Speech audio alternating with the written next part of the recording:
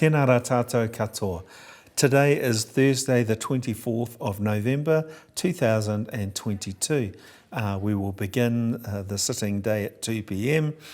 With 12 questions to ministers. I'm highlighting two questions. The first one, question number 7, in the name of Chris Bailey to the Minister of Police. And he is asking, what changes will the government make to its response to retail crime after the fatal stabbing of a dairy worker in Sandringham last night, if any? And will the government now remove the criterion that a retailer must first be a victim of crime in order for them to access funding from the Retail Crime Prevention Program?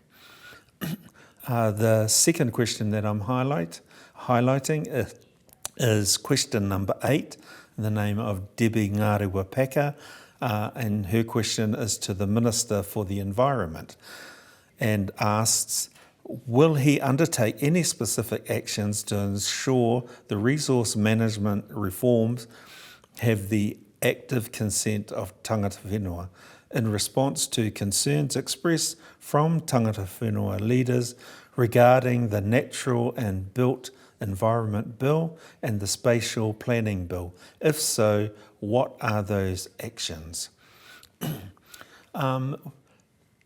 Urgency will continue after question time, and the next bill up to go through all of its stages is in the name of the Honourable Carmel Cipolloni's, and it's her Social Security Accommodation Supplement Amendment Bill, which explains eligibility and rates for accommodation supplement for those whose community spouses or partners are receiving long-term residential care in a hospital or rest home. After that bill is the Honourable Dr. Aisha Verrill's COVID-19 Public Health Response Extension of Act and Reduction of Powers Amendment Bill, which will enable the legislative powers needed to implement and manage the COVID-19 response to continue. Following those two bills, there are two bills at the committee stage and third reading of the legislative process. First is the Honourable Damien O'Connor's Dairy Industry Restructuring Fonterra Capital Restructuring Amendment Bill, which amends the Dairy Industries Restructuring Act 2001 to enable Fonterra to implement a new capital structure.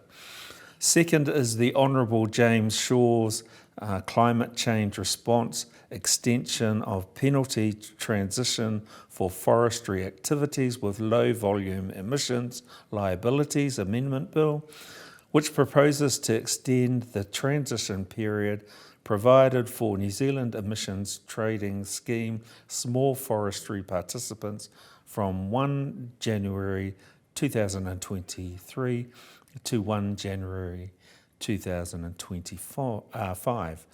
Next, we have the second reading, committee stage and third reading of the Honourable Chris Hipkins Arms Licence Holders Application for New Licences Amendment Bill. This bill addresses concerns raised by the firearms community about delays in processing licence holders' applications for new firearms licences.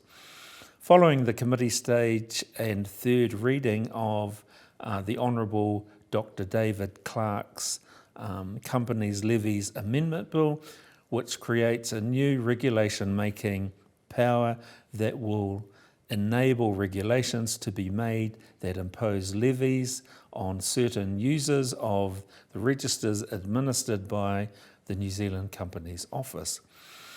The following newly introduced bills scheduled for first reading and will proceed through the select committee process. First of all, the Honourable Dr. David Clark's Grocery Industry Competition Bill, the Honourable Dr. Megan Wood's Fuel Industry Amendment Bill, and thirdly, the Honourable Kiritapu Allen's Legal Services Amendment Bill. Nō reira, tēnā rā tātou katoa.